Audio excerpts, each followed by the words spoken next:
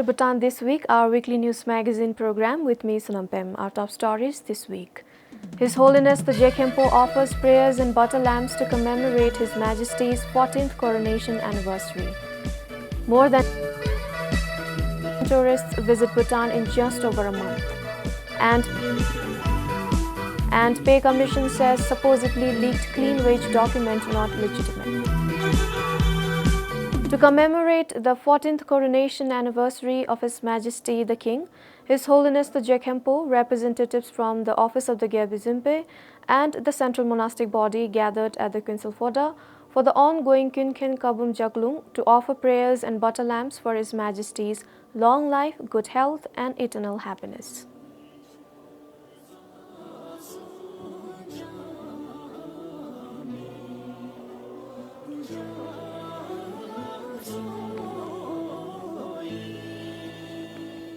After more than a year's wait, the Wangdue Phodrang has finally received the 1,000 statues of Jabdungao Namgyal.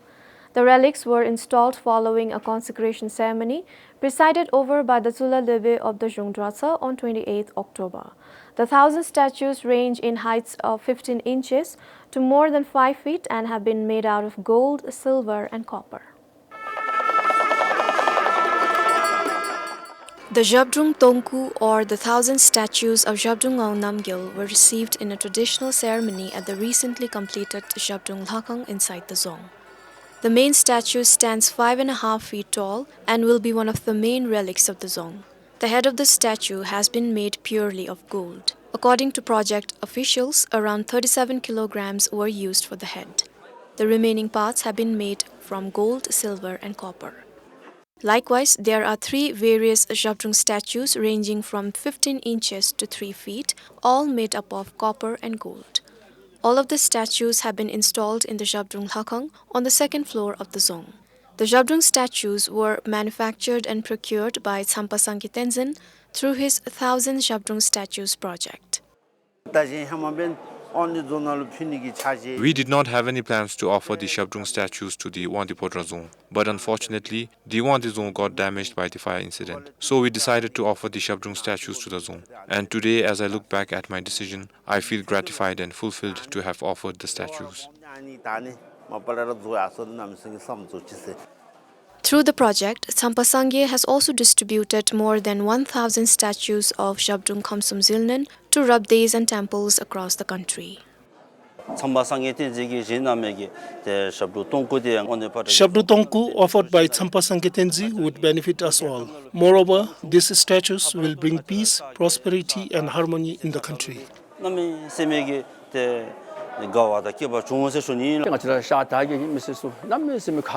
We are extremely fortunate to receive these 1,000 statues of Jabdrung. Through this, we would like to offer our prayers for the well-being of His Majesty the King and His Holiness the Jekhempo. Meanwhile, the reconstruction of the iconic Wangdue Phodrang is almost complete. Built in the 17th century by Jabdungao Namgyal, the Zong was completely destroyed by a major fire accident in June 2012. For Changadoji in Wangdue Phoda, Sunampem for BBS News. More than 6,000 tourists have visited Bhutan since the country reopened its borders in September. While the majority are those paying the old daily sustainable development fees of $65, almost 2,000 tourists entered the country under the new SDF of $200. More than 1,000 Indian visitors also came paying the 1,200 Newton SDF. Already regarded as one of the world's most exclusive travel destinations, Bhutan's tourism reopened on 23rd September after a closure of around 2.5 years due to the COVID pandemic. But it wasn't just a long pause.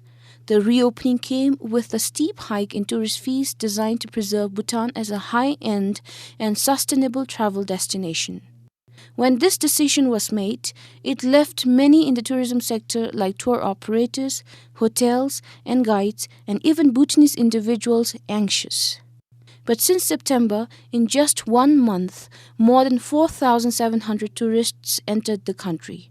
And going by the numbers, despite the rise in fees, it seems Bhutan has remained in the travel bucket list for many. With tourists paying $200 as SDF to the government alone, BBS asked a few of them if coming to Bhutan was worth the huge price.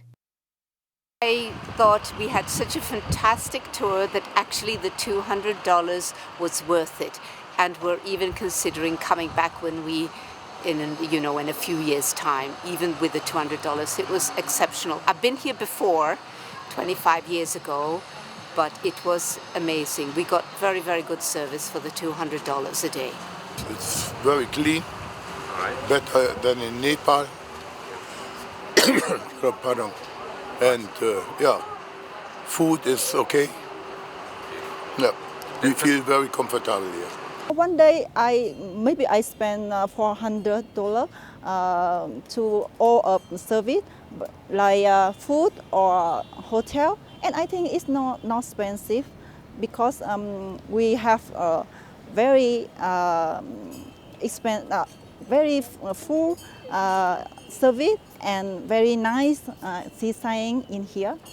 Some recommended room for improvement in terms of the food provided to guests, as well as the need to improve infrastructure. Here the first time, I feel very peaceful, and the Bhutan is very natural, very nice, and the air very fresh. Yes, and so exciting. Opinion, I think if the government of Bhutan can improve the road, like they have the more comfortable and more good one. So it's easier for the guests, for the tourists. I think the food is so spicy for me, but everything is okay. Everybody is kind, and totally it's okay. When we compare the price with the service, I think it's very not expensive. Services are not to the expectation, and almost 90% people think the infrastructure needs more attention and lots of improvement. We definitely needs of improvement and needs to act fast, because if we delay, there will be very likely that people will start bad-mouthing about Bhutan and on new SDF.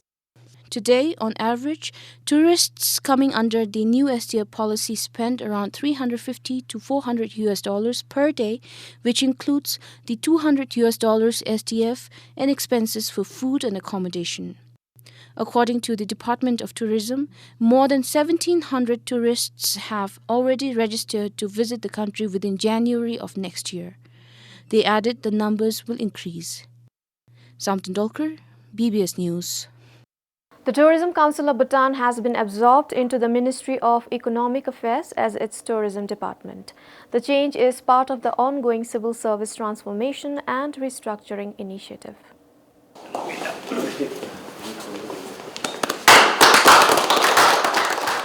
As per the department, the office will continue to operate from the same location in Thimphu with the same team. As per the ongoing transformation, it is a common understanding, agreement, that there will be no kind of autonomous agencies as far as possible. Maybe there will be one or two exceptions, but wherever possible, any autonomous agencies like commissions, councils, autonomous agencies will be folded under ministry. The mandates of the Department of Tourism, which include planning and policy making, marketing and promotion, innovation and product development, among others, will remain the same. As a TCB, of course, we had an autonomy. We just had to report to the chairperson, but otherwise we didn't have to report to a secretary or a minister directly. But now in the new organization, we have to, for administration, governance, everything, budget, we have to route through secretary and minister. That could be a process, but we are hoping, I am hoping that since bureaucracy is changing, it will be more of a facilitation rather than a hindrance. TCB was first created as Tourism Department under Finance Ministry in 1971. In 1991, it was renamed the Tourism Authority of Bhutan when it became a regulatory body. In 1999, it was restructured as the Department of Tourism under the Ministry of Trade and Industry. In 2008, the department became an autonomous agency and was named the Tourism Council of Bhutan. Samtan Dolkar, PBS News. Bhutanese media is going through an unprecedented time. It has become harder for practicing journalists to pursue impactful stories because of the many layers bureaucrats have devised to access information. By the time journalists get the information, it becomes either stale or irrelevant. This outdated and half-baked news is then passed to the news consumers whose right to information is denied. On a personal level, it really affects us a lot because mainly due to the timeliness of the information, and even if we get the information, it is delayed delayed so much that we no longer need the information, or it gets outdated. And as a general citizen, then I think it really makes it hard to make decisions. We get the information and rely on media outlets such as BBS, Quincel, and the Bhutanese. For example, during the COVID-19 pandemic, we heard about the outbreak of the virus from China. We expected preventive measures, but what we got was wrong information disseminated. Back at home, my mother said we need to drink garlic water. From my personal experience, we got the information late.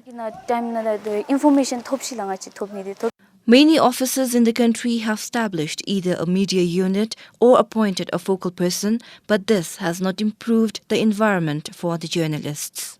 The Media Council also received complaints concerning this issue. The council wrote to about 7 officers last month. However, according to the chairperson of the Media Council, only 2 officers got back assuring the support. The media offices in our public offices, organizations, institutions haven't been as successful as we have expected them to be. So it would be very good if our public offices could streamline the way in which public information is shared to the media. And that streamlining will happen if they relook at the roles of media officers. Media officers are appointed in offices, but there are problems. When we ask them for information, they tell us to send an email. After sending the email, they fail to respond. They never respond to our follow-up calls. Sometimes it takes months to get the information, and that delays in disseminating the information. I feel that it is of no use of having media officers when they can't provide us with information. There is a growing frustration among the journalists in the country. The silence for an answer from many officers is getting louder and infectious. While there is an improvement in media freedom as per official reports, the ground reality contradicts this. Particularly pertaining to information from ACC, OAG, courts, and then RCSs, the access to information has been very tight. And but then since they said that they will have a media focal, but I don't think it's really helping, because I don't know how long it takes for the media focal to streamline the questions to the required authorities. So it's not serving its purpose. And then had it been like in the previous years, where we can just go, we can ask for an appointment and then go to them and ask the question, I think we can do better stories. And then we are not doing for our personal interests, we are doing for the public. According to a survey done by the Journalists Association of Bhutan recently, access to information has become worse now than in previous years. The respondents were all journalists in the country. However, there is optimism that this phase will soon pass. The Media Council believes that the 2 officers writing back to the Council assuring the support in itself speak volume. Moreover, the Council says the caution among the civil servants is due to the ongoing public service reforms. He says the environment will get better once the reform is over. Gilitim for BBS News. Just days after the institution of the 5th Pay Commission, a document about the clean wage system has been circulating on social media. The document is a proposal for the clean wage system supposedly by the Finance Ministry and is dated April 2022. BBS tried to check the authenticity of the document with the Finance Ministry, but the ministry refused to verify the document. The document contains the objective to replace all public servants' pay packages with one that is based on the clean wage system. As per the document, the current pay system has numerous allowances, lack of transparency, and corrupt practices, among others. The document states that agencies organize workshops and meetings mainly to claim allowances. As per the document, participants claim daily allowances even if they drive to the venue in the morning and return home in the evenings. It also states that some carpool to the venue and yet claim individual vehicle mileage. Some also claim TADA for additional days of travel when meetings and workshops are organized in another district. The document also talks about table tours and government drivers colluding with workshops. The document says the clean wage system can enhance accountability and transparency and drive systematic accountability by differentiating the good performers and the underperformers. It proposes removing allowances that have a negative effect on the efficiency and efficacy of a public servant and incorporating some. It states that only a handful of allowances will be retained. BBS contacted the Pay Commission, but they said that the document is not authorized and that some of the information in it is not true. They said the Commission will be giving an update on the pay revision next week. Kilitim for BBS News. Stroke has become one of the leading causes of deaths in the world caused by non-communicable diseases. According to the World Stroke Organization, around 6.5 million people die every year from stroke. Cases in the country are also on the rise, but awareness on the disease is low and services are also limited. This will now change thanks to the newly opened Wellness Center in Thimphu. The center was launched coinciding with the World Stroke Day recently. The non-medical rehab center located at Motethang will provide a number of services including physiotherapy, counseling, meditation and yoga. The Wellness Center, which has been opened by the Bhutan Stroke Foundation, aims at helping stroke survivors with their recovery.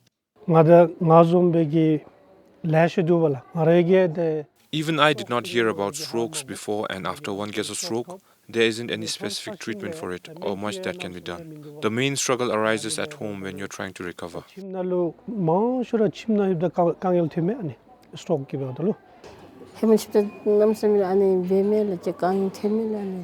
Even though I feel sad sometimes and my body can't function like before, I try my best. According to health experts, increasing number of people in the country have strokes due to the prevalence of lifestyle diseases such as hypertension, lung diseases, diabetes, and obesity. The importance of this is to create awareness to each and everyone that stroke is definitely preventable and all the risk factors are easily identified and we can prevent stroke. The acronym FAST is normally used to identify the symptoms of a stroke. F stands for facial drooping or weakness, A for arm weakness, S for speech trouble, and T for time. Almost 40 new stroke cases are reported at the National Referral Hospital every month. For Devika Pradhan, Kelzang Choden, BBS News. Renew Microfinance Institute has seen a rising trend of saving culture in the last 2 years in the country. This was highlighted during the World Savings Day celebration in the capital recently. Her Majesty, the Queen Mother Sangichoden Wangchuk, graced the celebration. The event was organized by Renew Microfinance Private Limited to raise awareness among the people on the importance of financial literacy and to encourage the habit of saving. From piggy bank making competitions and roadshows to storytelling competitions, Renew Microfinance has been carrying out a lot of activities across the country to observe World Savings Day and instill the value of saving and encourage the habit from a young age. We have conducted a few activities with students with disabilities, monks and nuns since 2020, and we have noticed a lot of change in Bhutan. She added Since the office started celebrating World Savings Day in 2020, they have noticed a lot of people coming forward to save money. As of today, more than 28,000 people in 11 districts have saving accounts with the Renew Microfinance. An economics and finance professor from Germany said microfinance is essential for Bhutan as its economy is largely made up of small businesses and farmers.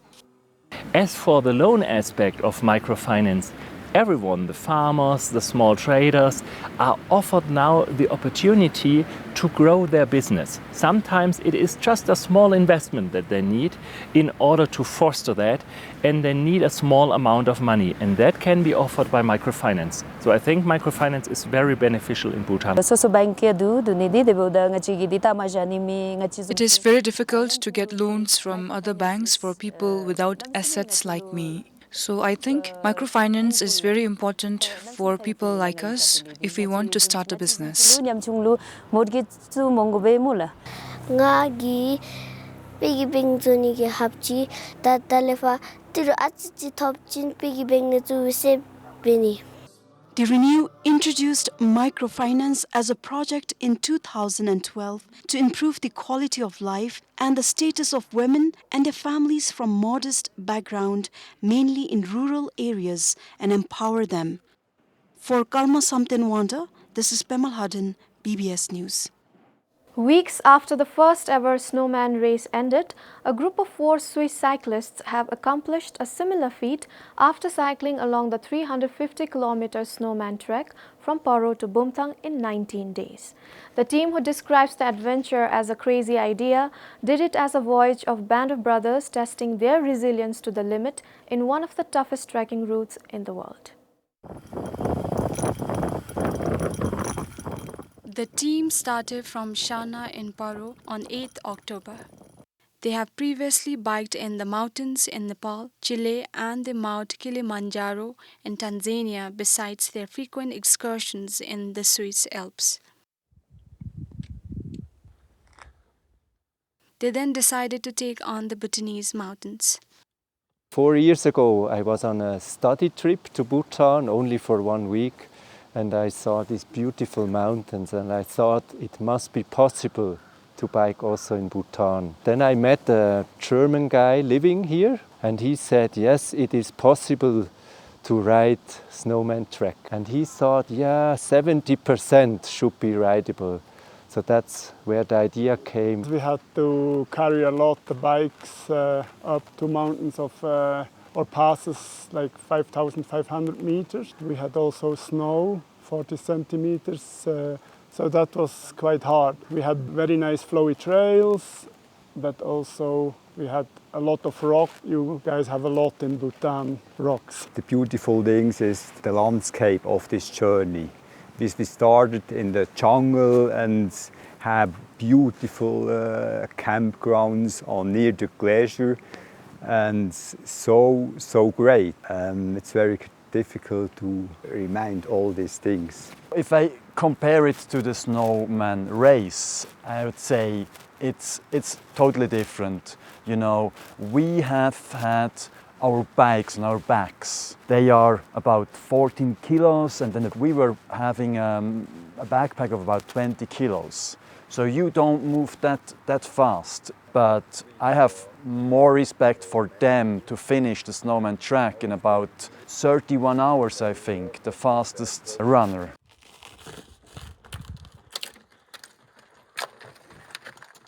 When asked if they advise people to bike along the trail, they giggled, reflecting on the arduous journey they have had. With the bike? Who? With the bike is very difficult. It's possible. You need the perfect team. You need to be a very, very good mountain biker that are used to ride very technical terrain and not losing patience if it's unrideable, because there are parts that are definitely not rideable, even for the best mountain bikers. Snowman Trek, you know, is not the trek everybody wants to or can do by bicycle. But for sure there are very nice stretches like the days 2 to 5 where it's very flowy, nice trails, and they would need to remove some stones, and it was very muddy in some places. You are far away from any hospital and you don't want to crash, so that makes it more difficult. The team traversed the recent snow supposedly brought by Cyclone Phodrang on Monday. They think the unpredictable snowfall is due to climate change. There was a lot of rain in the first couple of days, and then at the end we've had about 40 centimeters of snow on the highest pass. Our crew was prepared for snow, but not that much snow. It's definitely real, the change. You can feel it. It's sad.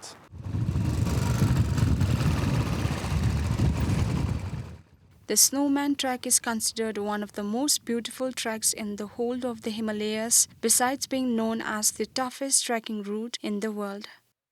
For Kipchu in Bumthang, Kyealzang Choden, PBS News. That's all for this week. Thank you for joining us.